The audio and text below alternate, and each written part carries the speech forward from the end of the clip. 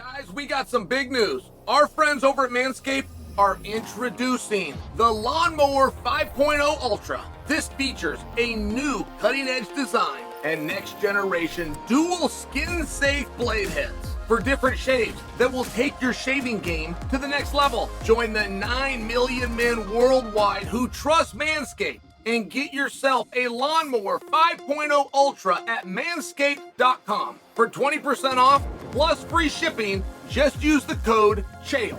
I got to be one of the first to use the new Lawnmower 5.0 Ultra, and I gotta tell you, it's a game changer.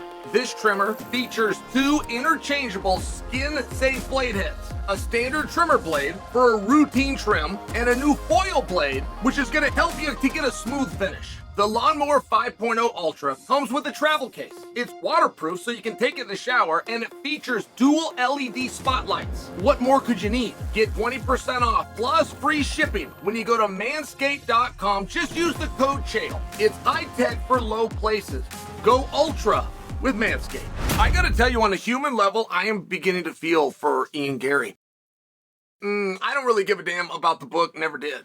Don't really give a damn about the call-outs and the back and forth, never did. The pressure that he's under, I don't like that word. I don't find myself as a person that's speaking about it. I know to personalize from my own career, I never said, I didn't feel pressure, or I felt so much pressure. I don't use that word. It's not that it's not a real thing. I just don't find the topic interesting. I've seen other sports announcers go on. It didn't matter if it was a team sport or combat one-on-one like this, and they would always talk about pressure. Who was feeling the pressure? Who cares? In my opinion, maybe you care about it. I'm sharing with you, I don't. I expect you, right? If you're walking through and you're the big organization, you're taking up TV time and you're making all the money, and this was your dream in the first place, I expect you to first off have pressure, and second off be able to deal with the pressure. I will even hear debates, guys, which is like mind-numbingly painful for me, but if you ever listen to sports announcers, then you're into mind-numbingly painful conversations. It's the kind of thing that you would like if you're the kind of guy that likes that kind of a thing. Jim Cornette. Now, I will tell you this. I've even seen debates amongst the greats about who has the most pressure, and they will have it. They will never say them, ever. Ever does the guy, me, I've got the pressure. The hell's this guy got to lose? He's a bum. Nobody expects anything of him. I'll never hear that. They always make the argument that he has more pressure. Not that it doesn't exist, and not that I don't have it on my shoulders, but he has more. And to this day, I haven't the foggiest idea why that's an interesting debate, why it matters, or why you would contend it in the first place. I don't deny that it exists. So my first time ever, when I speak to you that I feel for Garry because of this very thing of pressure, it comes from a situation where there is a lot on a young man. Right? You're always fighting to protect what it is you've got, whatever that might be. And fighting is unlike other sports in that every time you go out there, you're all in. All of it. No discussion. You don't do a non-title match, for example. You don't do an exhibition match, for example. You don't do a side tournament, for example, to get a little experience before the big one. But you do get to in other sports. If you're an Olympic champion, the next time you go to compete, the Olympic championship is not on the line. If you show up as the Olympic champion and you get beat, you remain the Olympic champion. Just for example, if you win the Super Bowl, the next time you go and play, regardless of the outcome, you are still the Super Bowl champion. It doesn't have a lineage and it doesn't pass. And it is unique to fighting. There is a unique thing. So Ian Garry, when you're protecting what it is you have, first off, he's got a ranking, but he's also got an undefeated record. I mean, he's got things that he's out there trying to protect, and then that always becomes a struggle, right? Trying to protect and trying to defend then you start going down this road, and I realize you're splitting hair, but this is a game of inches. We can all understand that. There's a significant difference, no matter how slight, but it's slight enough to determine outcome. Significant difference in fighting to win versus fighting not to lose.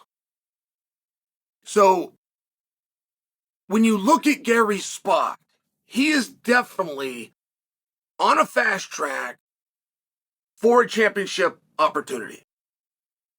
I haven't seen anything out of the guy that tells me he can't be champion, right? But before you can be champion, you got to be able to get that opportunity. And there's a number of scenarios. He would need Leon to win. But there's a number of scenarios, some things that kind of have to come together where this is the last one. This is the one before he fights for a belt. I don't predict that. I don't need to hear your arguments back and forth. And I realize Belal Muhammad's got it secured. But I am sharing for you that he is on a real fast track, and that isn't true for Luque. Luque could go stop Gary in 5 seconds. He could have the most beautiful finish of the night. There's not a scenario where a win gets Luque a title shot or even puts him in that small conversation. But make no mistake, Luque is the hardest opponent that Gary's ever faced. Not just ranking-wise, not just career and experience-wise. Gary has a unique style. And it's not wildly unseen like, say, a Wonderboy Thompson, where nobody else does it. It's just him. But he does have some intricacies that are unique to him and that work because of him. Gary has an ability to feint and get a reaction from his opponent before every single attack that are unique. He will do some things that other guys don't do. And I bring this to you because you can deal with those guys. Like, that's a massive leg up. It's a massive advantage. You can deal with guys like that if you can get a rematch, if you get 3 cracks at them, if you can feel them a few times. And Luque's getting the rematch. He's getting the rematch on top of the rematch, on top of the rematch, on top of the rematch. He's felt them those few times. He's felt those intricacies. He knows exactly what I'm speaking about because he was his training partner. It really changes an atmosphere. I had a teammate, I say this to praise my teammate, I hope it comes out this way. His name was Matt Horwich. And Matt Horwich was close to unbeatable. I mean, I don't know of a round that he won, but I don't know of a fight that he lost when he got on his run. He became the champion. There's an organization that used to exist. He was the world champion, had the belt, had the whole bit. But listen to what I just said, right? There's a bit of a riddle. I never saw Horwich win a round, and I never saw him lose a fight. If they were in the 3rd round, he was down by 2. If they were in the 2nd round, he was down by 1. And he would finish them all. He would tap out everybody. And to the point that he was a world champion, that guys didn't want to fight him. Guys that did have to fight him knew they were about to go get beat up. It was one of these things. But if you came in the practice room, 185 pounds, if he was the 4th 85-pounder, there would be 3 guys in there that could beat him. I'm not attempting to lift them or attempting to demote Matt. What I'm speaking about is it was a very good example for me that Matt had a trick. And if you knew what the trick was, then you could deal with it. But if you didn't know what the trick was because you'd never seen it before, you'd never felt it before, you didn't do enough studying the tape, not only was he a problem, he was the champion. He was a very special. And if he could get his teammates to keep their mouths shut and not give the secret away, he'd go on and beat everybody. And I know a lot of Matt Horwiches. I know a lot of guys that were the JV or even the JV backup within a college room.